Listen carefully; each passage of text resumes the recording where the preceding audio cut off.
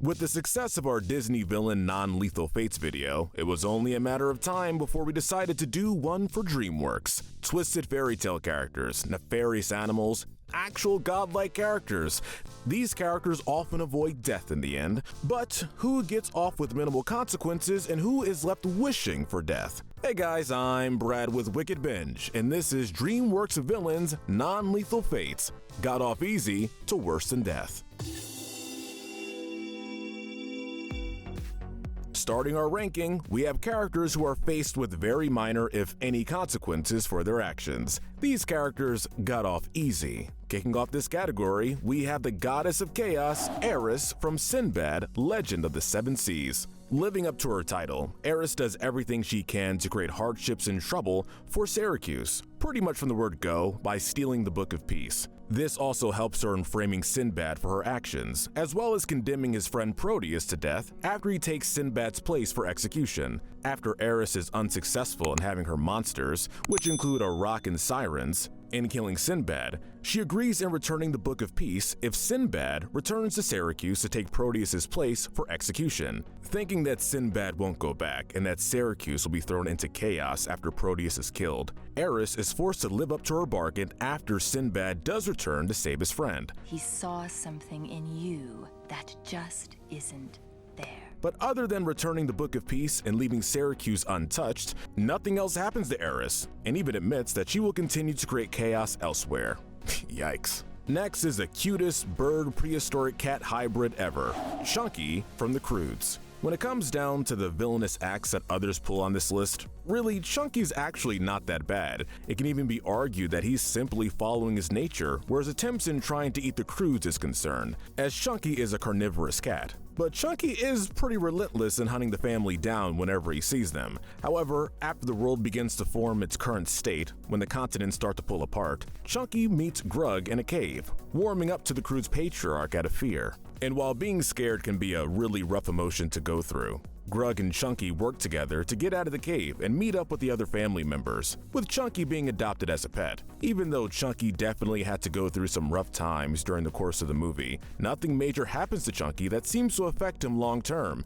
and even finds himself a loving family to be adopted into. Next is Queen Barb from Trolls World Tour. During the movie, Queen Barb steals the strings, which powers different types of music from other troll tribes, to eliminate all other forms of music apart from her own. And while she's able to capture Poppy, due to her angering Queen Barb, Poppy ruins the Rock Queen's plans. While Queen Barb is able to play the ultimate power chord on her guitar during the concert at Volcano Rock City and turns the majority of the other trolls into rock zombies, Poppy's able to protect herself due to plugging up her ears beforehand. You're supposed to be a rock zombie! After Poppy is able to get Barb's guitar away from her and destroys it, and the other trolls are restored back to their previous state, Poppy's able to help Barb become more open-minded, where the other music in Troll's lifestyle is concerned. And while having one's way of thinking can be an adjustment, seeing how Queen Barb is able to become more accepting and even forms a friendship with Poppy and doesn't have any negative consequences happen to her, she's getting placed slightly below Chunky. Next is Francis E. Francis from Boss Baby. Alright, while we can agree that having a career working with adorable dogs would be a dream job for many, Francis is definitely not the kind of person who should be in this line of work. Rather than giving these good boys and girls the love and care they deserve, Francis only sees puppies as a way to eliminate Babyco after revealing the Forever Puppy. However, when Francis is revealing the Forever Puppy at the Las Vegas convention, his plans are stopped after the Boss Baby and Tim arrive.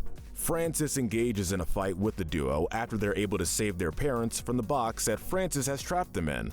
During the fight, Boss Baby is able to knock Francis into a vat of baby formula, which reverts Francis back to babyhood. Before Francis can continue the fight, he's stopped by his half-brother, Eugene, and taken away, with Eugene promising that they would Francis better this time. Sure, getting turned back into a baby from adulthood is a really tough adjustment to make, but Francis does not have anything else happen to him apart from having to grow up once again, and hopefully he'll become a better person. The last entrant in the got off easy category goes to Professor Poopy Pants from Captain Underpants. Ironically, it's his hatred of laughter that is the driving force behind Professor Poopy Pants' plans in the movie. As he is driven to insanity due to people making fun of his less than desirable name, Professor Poopy Pants is looking for a way to completely erase one's ability to laugh.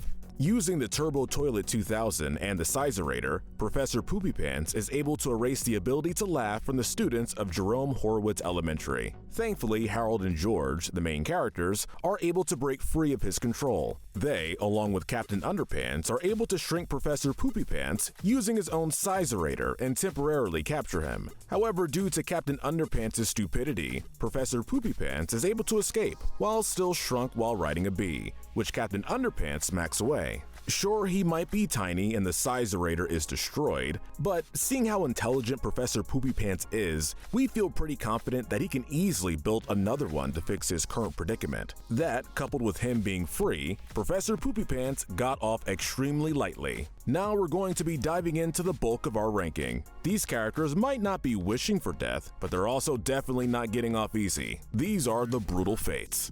First, we have Titan from Megamind. Alright, let's be honest with ourselves. A majority of us would love to have superpowers. Unfortunately, Hal Stewart is probably one of the most undeserving people to have them. Cool. So Thursday? Soft Thursday? Due to Megamind trying to create a clone of Metro Man, Hal Stewart is accidentally injected with the serum and becomes the supervillain, Titan. While he might be dim-witted, Titan is still a pretty significant threat. He's able to successfully pull off a crime spree before being confronted by Megamind. And while Titan does have a pretty significant edge with his strength, he still is kinda lacking in the brains, as he allows an opening for Megamind to inject him with the device that erases his powers and is later arrested. Having incredible power and strength is cool, but we're so glad that Hal was stopped and hopefully learned a lesson after his defeat. Still, having that level of strength and then for it to be taken away in a matter of seconds is a harsh way to go. When making a deal, you don't want to make one with Rumpelstiltskin from Shrek Forever After. While he's able to make any wish a reality due to his magical contracts, Rumpelstiltskin is very crafty at hiding the escape clause within each contract. When Shrek signs a contract to be an ogre for a day, wanting to live his life before he had met Fiona,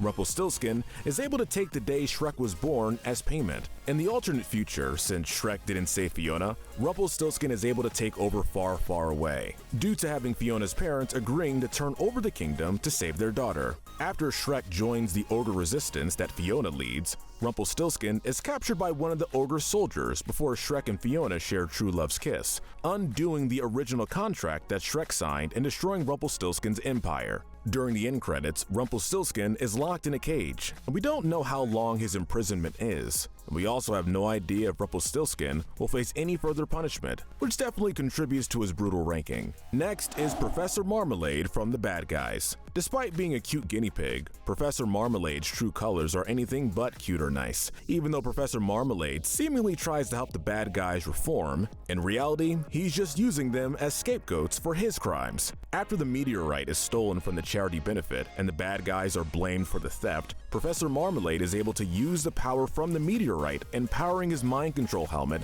as a way to steal the funds from the various charity benefits. After Mr. Wolf crashes his car to save Mr. Snake, Professor Marmalade's mind control helmet is destroyed due to the shockwave sending it flying into his helicopter blades. He came back! Even though onlookers believe that he's bringing the meteorite back after Professor Marmalade lands in front of them, it's soon revealed that the meteorite is a fake, realizing that the real meteorite is back at his mansion and has been set to overload by Mr. Snake. Professor Marmalade watches in horror as his mansion and possessions explode in the distance. And while that's bad, the icing on the cake comes when a priceless jewel falls out of Professor Marmalade's pocket. And while he is innocent for that crime at least, he's arrested for the theft. Professor Marmalade might have gotten a slightly higher ranking if only one of these things happened, but it's the double whammy that lands him here. Next is Miss Grunion from Mr. Peabody and Sherman, and let me tell you, she should not be a caseworker. Rather than using her job to help Sherman or get a better scope of the situation, after being assigned to his case, after his fight with Penny, Miss Grunion automatically attempts to remove him from Mr. Peabody's care, due to him being a dog. And sure, having a dog as an adoptive parent is unusual. Seeing the positive environment Sherman was being raised in gives Mr. Peabody huge props. During her investigation, however, Miss Grunion attempts to manipulate the situation to come out on top.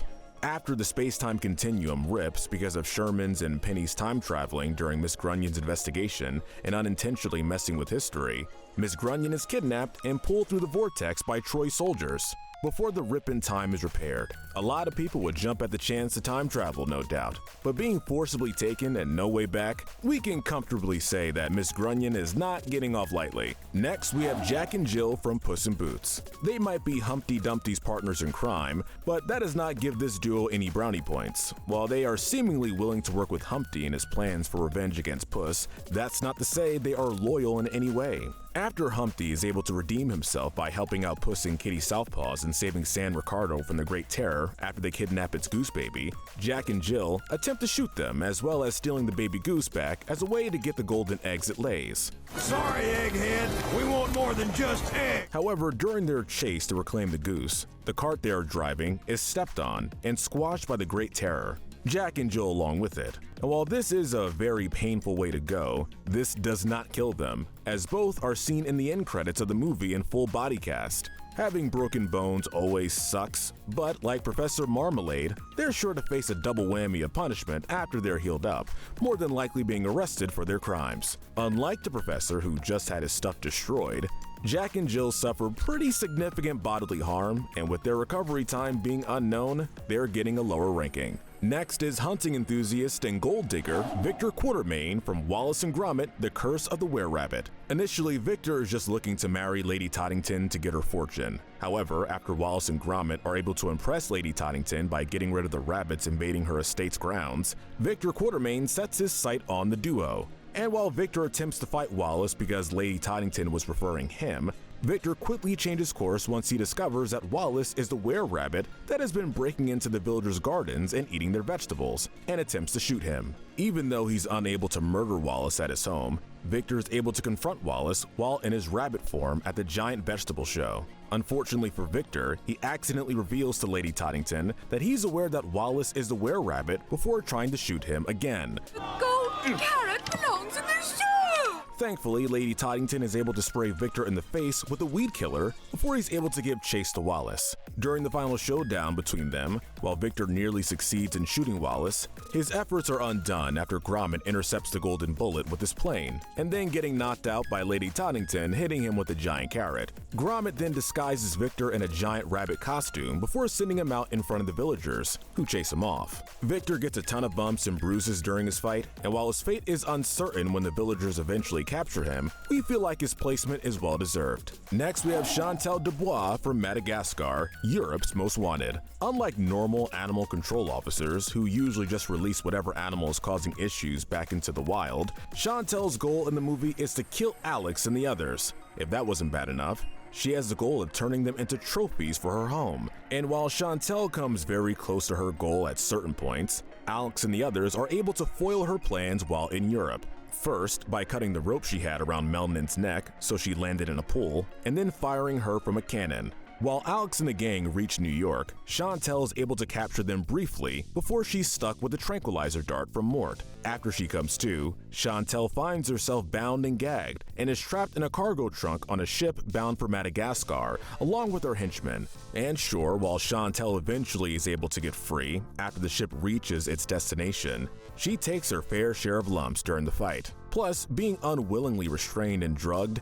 is absolutely horrifying, and we also really don't know if she faces further punishment after she gets out of the crate, which lands her so low. Rounding out the category is Zekel Khan from The Road to El Dorado. Alright, we know we included Zekel Khan in our Dreamworks villain deaths video, but hear us out. In our previous video, Zekel Khan was the first entrant for off-screen deaths, and while that might have taken place, as Zekel Khan is seemingly alive when the credits roll, he gets a spot here. And how he meets his fate is definitely a harsh way to go. After realizing Tulio and Miguel are not the gods that Zekel Khan believed them to be, he's not hesitant in using his magic to bring a jaguar statue to life to attack them. It's not called the Age of the Jaguar for nothing. This is what starts Zekel Khan's downfall. Due to the weight of the statue, the platform he's standing on crumbles, sending both Zekel Khan and the statue plummeting into the giant whirlpool below. And even though Zekel Khan survives this, after he lands outside El Dorado, his situation goes from bad to much worse.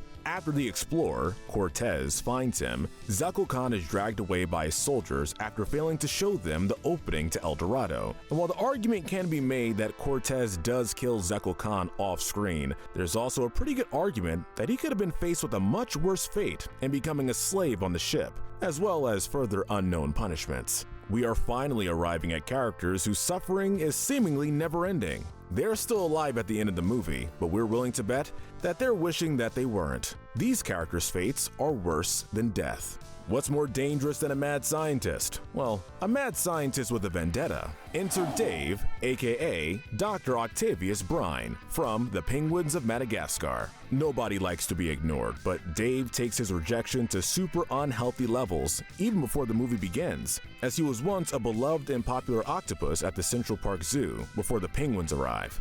After people begin to pay more attention to the penguins, Dave begins his plot for revenge. Dave recruits several other octopuses to his cause, as well as inventing a serum called the Medusa Formula, which turns whoever it's used on into a grotesque monster. Nicholas, cage them. And while Dave is able to use the Medusa Formula to transform a majority of the penguins into monsters, he's also defeated by his invention. During the scramble for the remote, which controls the ray that the serum is fired from, Dave is caught in the blast, after the penguins are able to gain control of the device and use it to reverse their situation. And while Dave doesn't suffer the same fate he was trying to condemn the penguins to, he's shrunk to a small size and somehow trapped within a snow globe. And yeah, a snow globe isn't the most durable prison, but as the snow globe is taken away by a kid, we don't know if he ever gets out at all. Plus, if someone ever shakes a snow globe, that's pretty much the equivalent of a mini earthquake that Dave has to experience countless times. The final entry goes to Pitch Black, aka the Boogeyman from Rise of the Guardians. Even though being the King of Nightmares is Pitch Black's job description, it's his end goal that makes him such a dangerous enemy. As he wants to plunge the world into darkness and fear, Pitch Black is able to trap and kill the Sandman in a dream to transform the dreams of others into nightmares. After most of the children of the world stop believing in the Guardians, Pitch Black is able to gain almost unbeatable strength. However, after the Guardians step in to protect the kids, they're able to restore strength back to Jack Frost and the others, which finally allows him to fight back and weakens Pitch Black. Sensing defeat, Pitch Black attempts to run, only to be stopped by the Guardians, and while he claims that he will never truly be gone, Pitch Black is dragged back into his realm after his nightmares sense his own fear, trapping him and dooming him to be tormented by his own fears. And you will fear me! Pitch Black is seemingly immortal, and to be tormented by his worst fears, and supposedly there's no way to escape. So yeah, Pitch Black's fate is the worst. Alright y'all, that's a wrap. What do you think? Do you agree? And did we miss any other Dreamworks villain non-lethal fates? Let us know in the comments if you agree with our ranking, and tell us which series you'd like to see next. Be sure to hit that notification bell so you don't miss new episodes of Good to Evil, featuring your favorite cartoons and video games. But most importantly, stay wicked.